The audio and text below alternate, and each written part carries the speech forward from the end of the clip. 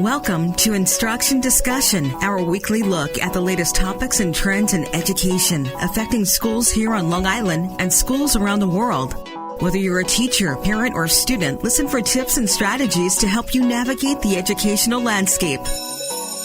There's a bell. It's time to start today's Instruction Discussion on the voice of Nassau Community College, 90.3 WHPC. Hello, I'm Kevin Boston Hill, and welcome to Instruction Discussion, where each week we'll examine a recent trend or development in education and its impact on Long Island. When the pandemic hit a couple years ago, it cast a spotlight on many of the ills and disparities of this country, whether it be healthcare, education, technology, food deserts, or any of a host of other issues. One thing is apparent. Many people feel the government has not done enough to quell the feelings of the people. Now, while many people are waiting for the government to provide all the solutions to their problems, there are those who feel that the solutions lie within themselves, not some other entity. This is where our next guest comes in. Bill Courtney is a volunteer football coach, businessman, and founder of an army of normal folks. Now, there's no way that I can really give justice to what they do. I'm going to have him explain that. But simply put, an army of normal folks believes that our country's problems will never be solved by a bunch of fancy people in nice suits talking big words in Washington, but by an army of normal folks just deciding, hey, I can help. This is the message Mr. Courtney hopes to spread through his podcast of the same name. Please welcome to the classroom, Bill Courtney, to Instruction Discussion on 90.3 WHPC. How you doing? I want to find out, what was the spark, the impetus for you to come up with this concept? We got to go back 10 years. Okay. When I was coaching football, well, I own a business and I was coaching football. In Tennessee, you can be what's called a non-faculty football coach if you get all this accreditation. And I coached football for a living when I graduated college and got married and had 4 kids in 4 years, and $17,000 a year wasn't getting it. So I got into the private world, but I continued to coach football because that's my passion. And I started coaching at a school near this fledgling business that I started. And they'd won 4 games in 10 years. And they had 17 kids on a high school football team. And 7 years later, we were 18-2 and had 75 kids on the team. And they made a movie about it. And we won the Academy Award. So that was about 20 minutes in fame. So I thought, came back to Memphis, wanted to do my lumber business, coach football, be a husband and father. But the interviews came calling, the TV shows came calling, a book deal. I wrote a book and more speeches. So for the past 10 years, I've been kind of out there, and I do a lot of Q&As. And one of the questions I get all the time is, I'm so inspired by the work you did at Manassas. I love all the cross-cultural things that happen there. I would love to do something like that in my community, but I don't know how.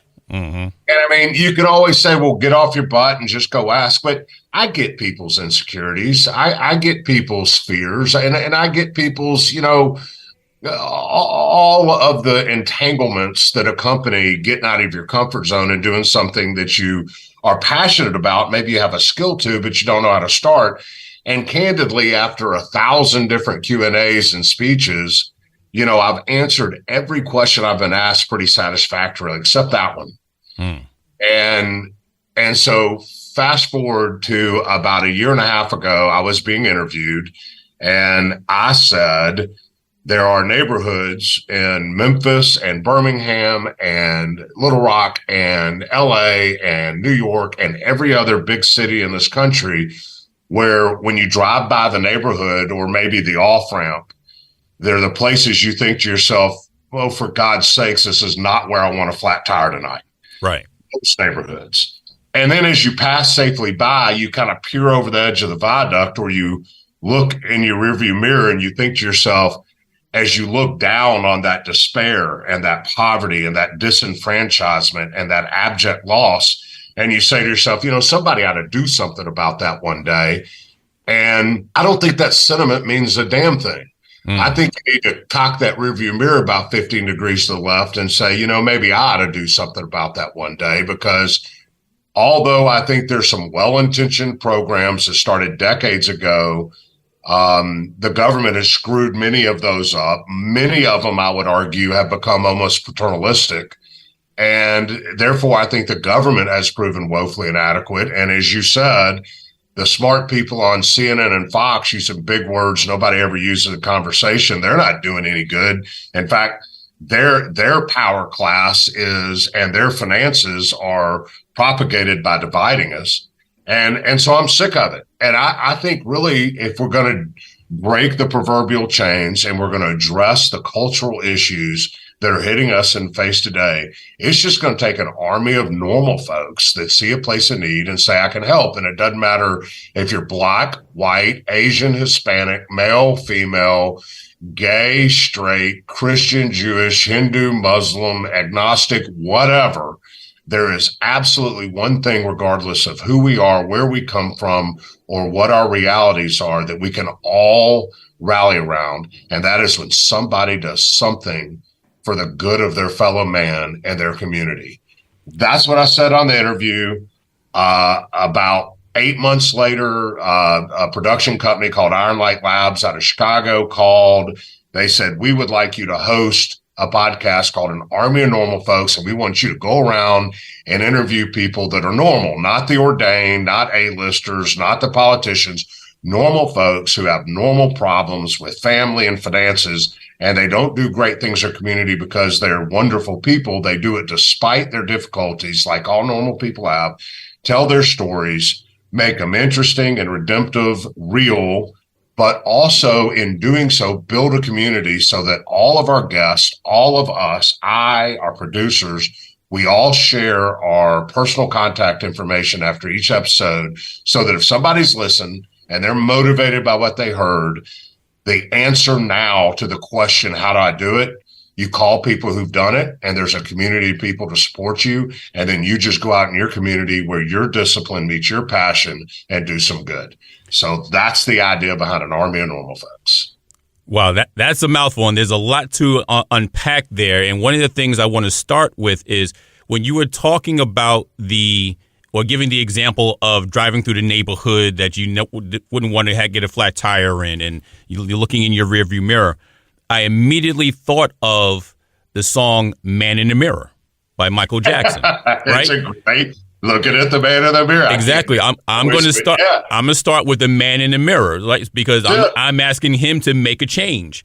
And listen, I don't want to. Nothing I'm saying is necessarily new. It's really common sense. What's new is we're actually trying to do something. Right. But you're right. Michael Jackson sang about it. And, if you've ever played any sport, your coach has probably told you to look yourself in the mirror and toughen up or whatever. And I'm going to tell you something. I don't care if you're a priest or you've done 30 years time or you're anybody in between. When you look at the mirror and it's just you and you, you know what's there. Yeah. You know what you see. You're absolutely right. And another thing, when I was reading through all of the great works that you're doing as far as getting all these different people on, I remember the old allegory of the boy and the starfish on the beach. And the little boy is walking along the beach, and he's tossing starfish back into the ocean because overnight they all got washed up onto the beach. So like thousands of them going down the shoreline. And he's walking by, picking it up one at a time and tossing them back into the ocean so they don't dry out. And another person comes walking by and says, why are you doing it? You see that there are these thousands of starfish down the beach. You can't possibly take care of all that by yourself. What does it matter that you get to all of them? And the boy says, it matters to this one. The one that he tossed, the last one he tossed back, it mattered to that one. And I think that if we think of it in those respects, because we have a lot of people who, like you said at the beginning, who want to get involved, but they don't know where to start. And because they feel, there's just so many big problems, I feel overwhelmed. I don't know where to begin. What would you say to something like that? First of all, the metaphorical story you just used, I've heard before, and it's awesome. And it does make the point. Here's what I would say. The people that we are profiling, and on the podcast comes out every Tuesday, the people we are profiling did not start out to start a huge organization like the Boys and Girls Club. They simply helped a few people around the corner. Now, some of that has grown into unbelievable philanthropy projects, but some haven't. Some have stayed small, and we're highlighting both. And the point is, here's a great example, and I'm going to butcher this, but there's something like 400,000 foster children in the United States today, and there's 400,000 synagogues, mosques, and churches. If every house of worship had one person adopt one kid, there would be no more foster care. That's a realistic version of the starfish story. And right. and it does, if every single person made one effort this year to help one person, or to do something to help one kid, or, whatever, we literally can change our culture. And the beauty of it is, at Manassas, the demographics are this. It's, I think, the fifth poorest zip code in the United States. It's in North Memphis. I think 0.3% of the people that live in the neighborhood surrounding Manassas have a college degree. Fewer than half have an operating vehicle.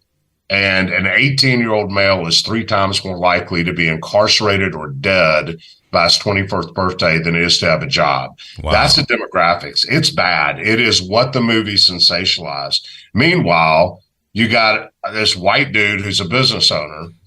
And in 7 years at Manassas, there was 1 white student and 3 Hispanic students. Every other kid in that school is black. And when you see, the question is, how do those people come together? How do you have success with such divergent cultures, and societal preconceived notions says we're not supposed to really be able to be successful together or even understand one another?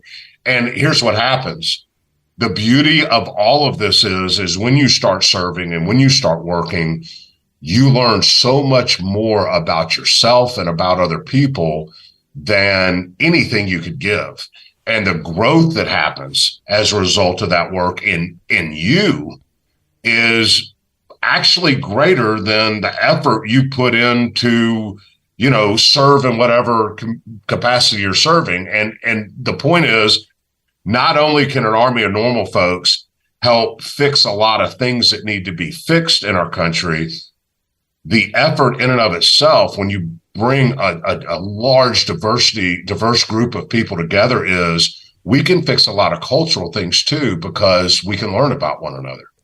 No, and I think that last point makes a lot of sense there, because it's, when we think about how we basically survive, it's all about the people that you live with, and you really can't get along, or you can't really survive yourself without the help of somebody else in your neighborhood.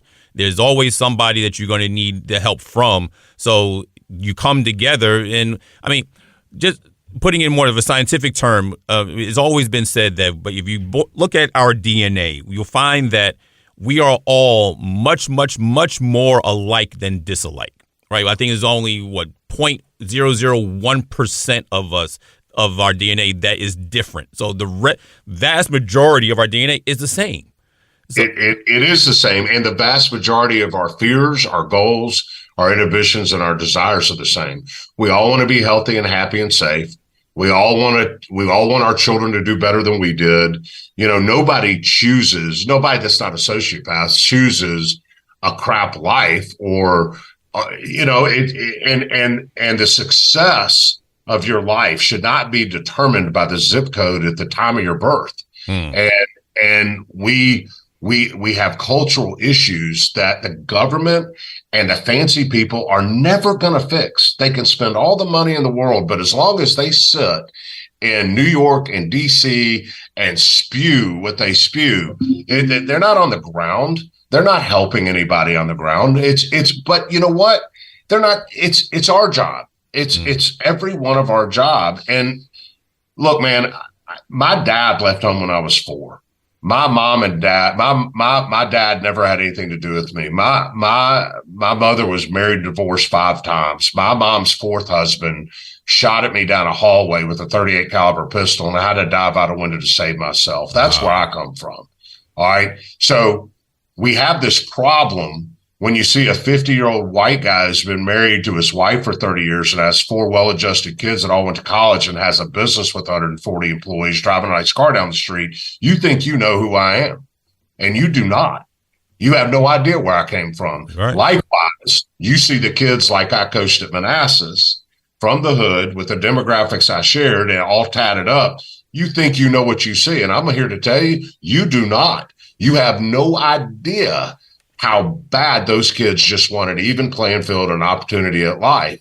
And the people that had I not had coaches in my life serve and lead me as I was coming up with all of these weird insecurities and misunderstandings about fatherhood and masculinity because I didn't have a role model. If I didn't have those coaches, I don't know where I'd been. So yeah, I went to Manassas coach football, but it was much bigger than that. It was a relationship, and I identified with the kids at Manassas. My reality identified with them a lot more readily than I identified even with my own kids coming up, because I didn't come up like my kids did. And the point is, if we will quit summing up people by what they say their first 3 words or what you think you see when you look at them, cross divides, serve one another, see areas of need and fill it as just normal folks, 1, 2, 3 people at a time, we can change this culture. You are listening to Instruction Discussion on the voice of Nassau Community College, 90.3 WHPC. My name is Kevin Boston Hill, and our guest today is Bill Courtney, volunteer football coach, businessman, and founder of An Army of Normal Folks. Now, I want to address something that you just touched on just a moment ago, and that's as far as your relationship with that football team in the school, because I'm sure I have some coaches, myself included, who are listening right now who would like to know, how do you turn a 4-95 football program into not only an 18-2 program, but graduate 31 of 32 seniors going on to college? Well, one of my favorite mantras is the greatest measure of the success of a leader is the actions of the followers. You think about that. If you got, and it starts at home with your own children, but if you're in charge of any organization or in any type leadership position and the thing isn't working right, once again, look yourself in the mirror, because if the greatest measure of your effectiveness is the actions of the followers, well, and the followers aren't doing what you want them to do, you need to check yourself. And I was taught by a 17-year-old kid my first year one of the greatest 3 or 4 lessons of my life. And it was this: when it answered your question, how do we turn it around? Well, I didn't do anything but coach football. The kids turned it around, but it took a while to get there. And when I first showed up, we were coaching football, and a lot of the basics of football were not understood, but we also were teaching the basics of life, core values and tenets like character, commitment, integrity, the value of hard work, teamwork. And halfway through the season, we were 3 wins and 3 losses that first year. And I think that's pretty average. But when you win 4 games in 10 years, they thought I was a fat redheaded version of Pete Carroll or somebody. And so they were yes or no, sir, on the football field, all of them. But when football was over or games were over, half the team was buying into that important stuff, doing their homework, being respectful in the classroom. The other half of the team, while yes or no, sir, on the football field, complete buying into the football. The minute football was over there back in the streets, and it was driving me crazy. So I went to my guy and I said, Bobo, what do I got to do to get that half the team to buy in the important stuff like your half the team? And Bobo was a guy that we had real talks very early on. And I knew he'd tell me, and he looked at me and he said, Coach, just keep doing what you're doing, dismissively. And I said, no, Bo, real talk. He said, Coach, I don't want to hurt your feelings. And I said, Bobo, why can't I get that half the team to buy in the important stuff like your half the team? He said, all right, real talk. They're trying to figure out if you're a turkey person or not. And I got to tell you, I learned a lot of vernacular and phrases at Manassas that I'd never known before. But I didn't know that one. I said, Bobo, what the hell are you talking about, bro? And he said, Coach, every Thanksgiving and Christmas, people roll into our neighborhoods and they give away gifts and hams and turkeys. We take them because we ain't got none. Yep. They leave and we never see them again. Makes you wonder if they're doing that because they really care about us, or they're doing that to make themselves feel good. And he looked me dead in the eyes and he says, "What the hell are you doing here, man?" And if you serve in soup kitchens or give turkeys away on Thanksgiving, that's a beautiful thing. That's not what this is about. It's about motive. What is your motive for serving? What is your motive for getting in the community? Is it because you enjoy the back slaps? Is it because you enjoy the way it elevates you in the eyes of your peers?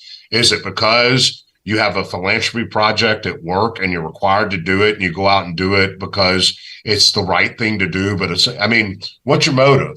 And if you're motivated by genuinely working to exact some positive measure of difference in somebody's life who is not as fortunate as you, then you're motivated right. If you're not, then you're not. And the truth is, anybody asked me about Manassas, I was all too happy to say, I got them taking ACT prep classes.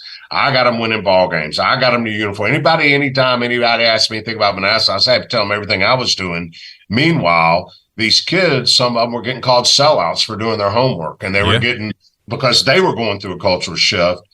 And the minute I really deeply thought about Bobo said, I started giving credit to the kids, started really giving credit to the players.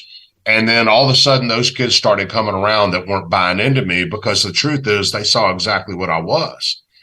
And so how did I turn it around? I measured my success by the action of the players, and I gave credit to the players when things went well, and when things didn't go well, I took the blame. I coached them. I loved them. I served them. I held them accountable, but I gave them credit. And I, to this day, give them credit for the success that they had in their lives. I didn't save anybody. They went to work on themselves and accepted maybe a little different roadmap that they'd seen before. And I'd given them all the credit. And so how do you turn it around? That's how I did it.